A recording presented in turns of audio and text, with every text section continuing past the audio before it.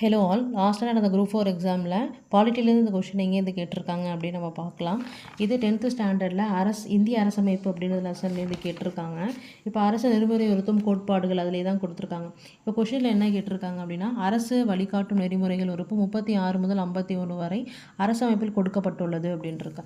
இப்போ இதுலையுமே அதை தான் சொல்லியிருப்பாங்க. இங்கே பாருங்கள், சட்டம் பகுதி 4லேருந்து சட்டப்பிரிவு 36 முதல் 51 வரை தரப்பட்டுள்ளது அப்படின்னு சொல்லியிருக்காங்க. ஸோ இந்த கொஷின் வந்துட்டு ரைட்டு தான். அடுத்த அரசமைப்பை உருவாக்கியவர்கள் இந்த சிந்தனையை ஸ்பானிஷ் அமைப்பிடமிருந்து பெற்றனர் அப்படின்ட்டு இருக்கும். ஆனால் நமக்கு வந்துட்டு இங்கே கொடுத்துருப்பாங்க, இவை அயர்லாந்து நாட்டின் அரசமைப்பிலிருந்து பெற்றவை அப்படின்னு தான் இருக்கும். ஸோ இது வந்துட்டு ஸ்பானிஷ் கிடையாது, இது தப்பு. அடுத்து அரசு வழிகாட்டும் நெறிமுறைகள் என்பது அரசமைப்பின் என்ன சொல்லியிருப்பாங்கன்னா ஆன்மாவாகும் அப்படின்னு சொல்லியிருப்பாங்க.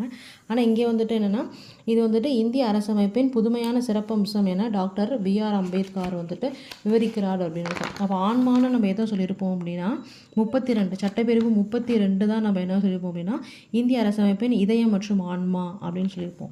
ஸோ என்னன்னா இதுவுமே தப்பு. அப்போ இதுலேருந்து எது ரைட் அப்படின்னா 1 மட்டும்தான் ரைட்டு. ஸோ ஒரு ஆன்சர் என்ன அப்படின்னா ஏ தான். Thank you friend.